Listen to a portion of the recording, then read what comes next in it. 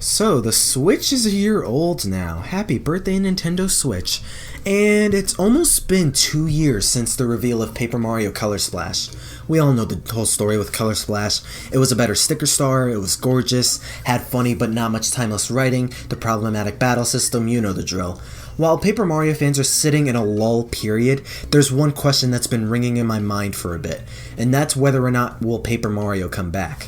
By this I mean, will it return to its original form from its first 2 entries with its in-depth, multi-layered RPG-style battle system in this storybook-like adventure the first 3 were well known for?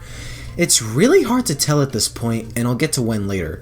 To start off with something good at least, Kensuke Tanabe, a producer on the Paper Mario games from Super onward, did state in an interview with Game Informer that Color Splash reached an end with where they were headed, so it sounds like in terms of what Color Splash and Sticker Star set with its gameplay, they're done with that, so that's reassuring. However, he seems to be interested with making a different system for the next Paper Mario, but the question is, how far will it be different then? Sticker Star and Color Splash were regarded as action-adventure games, despite its basic structure was that of an RPG game minus the core elements needed in an RPG. Super Paper Mario had RPG elements, but that was a platforming game to its core, so it's tricky to know exactly where he's going with this. The hopeful scenario is that they change the RPG style to its former engaging self, but with Tanabe behind the door, I have my doubts. The only reason I bring up that hopeful scenario is mainly because, well, it's the widest demand at this point, and in every Paper Mario game, there's always been some RPG elements in each installment, to varying degrees, but once was all the way to the core of its style and genre. How different it will really be will most likely not stray entirely from an RPG, but whether it will be more like 64 in the Thousand Year Door and less like Sticker Star and Color Splash or not, is as crystal clear as the fogged path the series is walking in. Seeing it's Tanabe though, I'd be unsurprised if it was something different. Unfortunately, to create another entirely different style may make the Paper Mario series even harder to stomach, construct, and lead after what Sticker Star mostly did, and Color Splash too. I don't think most people would like to see Paper Mario try something new without some decent form of engagement or incentive to keep you entertained and wanting to play.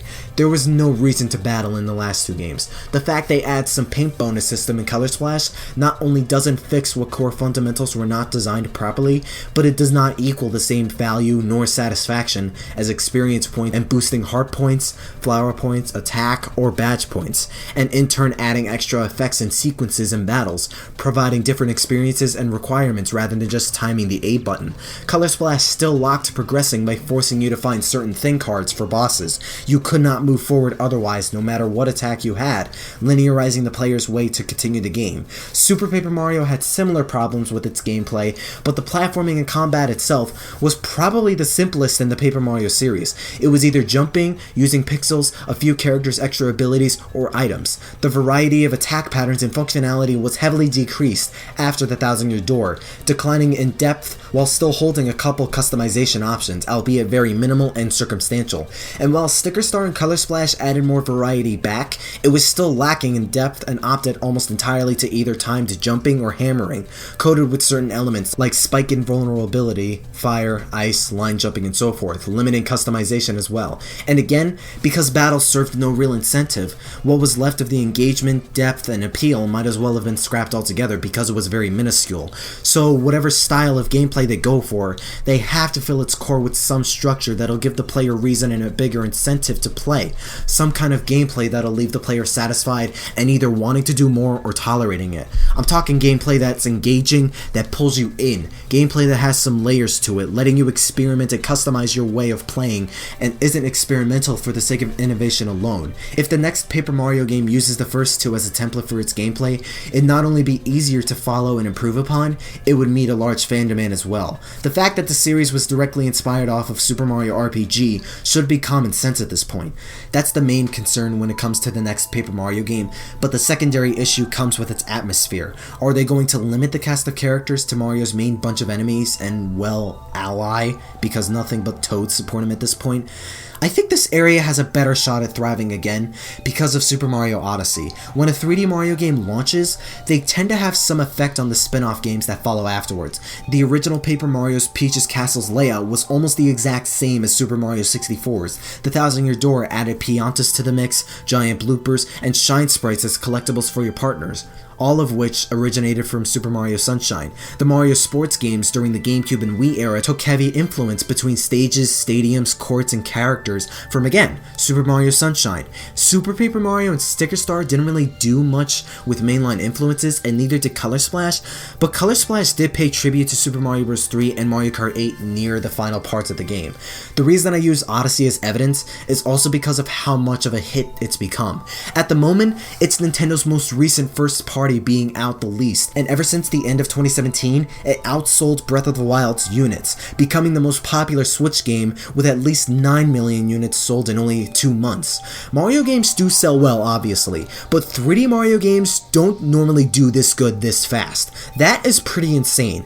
The most successful 3D Mario game is Galaxy, selling nearly 13 million units, followed by Super Mario 64, Super Mario 3D Land, Super Mario 64 DS, and then Super Mario Odyssey.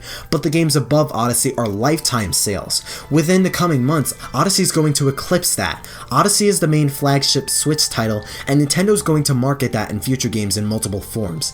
In fact, one of the most notable things about that game is the variety and amount of characters and species. The Chivarians, the Bloblanians, Steam Gardeners, Volbonans, Bonitors, Toasterinans. There's a treasure trove of new and old characters with different designs and personalities. Thanks to Odyssey, and people loved the different themes and cultures each world provided, similarly to how people appreciated the different tones and atmospheres set in Paper Mario 64, The Thousand Year Door, and Super Paper Mario. Even Color Splash at different locations like a coliseum, a train, a restaurant, an island to a parallel dimension, a pirate island, and more. Topped off with the writing provided by Color Splash, and even in Odyssey, I'm sure there are people at Intelligent Systems that want to provide with whatever characters there are as much personality and character as possible.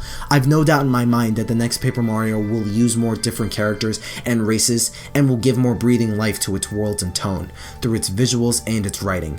Visuals are another thing because the art style was one of the highlights of a lot of Color Splash owners. The only thing though is the paper mache look and feel makes the worlds feel like they're real and more material because of the paper thing being taken seriously. Me, I would opt for the black outline look of the first 4 Paper Marios because Paper Mario told itself like a story, hence the series' original title Mario's Story, particularly like a pop-up book if we were talking The Thousand Year Door, and it provides a natural blend between its world and subtle aesthetics. I wouldn't mind Color Splash's art style redone either. It's gorgeous, but I prefer the black outlines more. I could probably address when we should expect this new Paper Mario game. Not anytime soon, at least. We should remember that it's not Nintendo that makes Paper Mario, it's Intelligent Systems. Right now, they're working on that new Fire Emblem game coming to the Switch, which is presumably releasing later this year. Plus, Paper Mario games tend to release around 4 years or so away from each other. The original came out in 2000, with The Thousand Year Door releasing 4 years later in 2004. Super Paper Mario came out almost 3 years later in 2007, but Sticker Star released in 2012, 5 years later. However, Color Splash came out in 2016, 4 years after. Generally, there's a 4-year gap between Paper Mario titles, sometimes being less, sometimes being more, and they're most likely in early to mid development stages with Paper Mario for the Switch.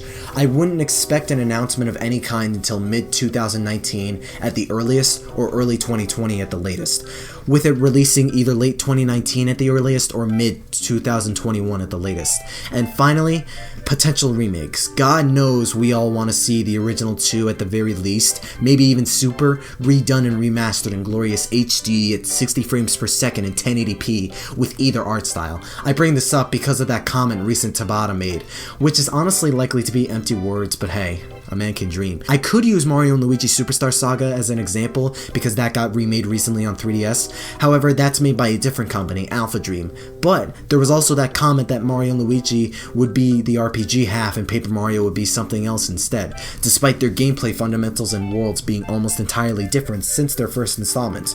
Who knows how far that ideology goes among the development teams. They could remake the originals to test the amount of support and love for those titles as well, so who knows. I mean, Zelda Breath Breath of the Wild and Super Mario Odyssey tap into the roots of their original predecessors, so Paper Mario could get the same treatment, especially since Zelda and Mario were super successful. At the end of the day, it seems to be Tanabe's decision, or if some other brain behind production may pull some levers. Or best case scenario, Ryota Kawade comes back and pulls some strings and works on Paper Mario to some degree. Either way, Miyamoto wished for younger minds to develop and evolve 3D Mario, and that worked out like a charm, so maybe that could wash off on Tanabe as well and give what more people want out of the series. Overall, I'm going to expect a Paper Mario game with more fleshed out characters and worlds and good writing. I just pray that the gameplay will be good because that's my main concern with the Paper Mario games, as should any video game. I at least want to give Paper Mario another shot before we move forward. There is hope for Paper Mario, but it's starting to wane. It might be their last chance until a decent amount of people start jumping ship and giving up on the series entirely. We know for a fact that we can get that Paper Mario most people want. The writing and settings in Color Splash prove this, and they've done multiple characters before. Again, Odyssey proving this. We know they can do this. We're trying to get that message across, and we're trying to get them to bring that potential out and bring us the Paper Mario game most people want. Let me know what you guys think down below. As always, thank you for watching, and I'll catch you guys with more Paper Mario and Mario content in the future. Stay super.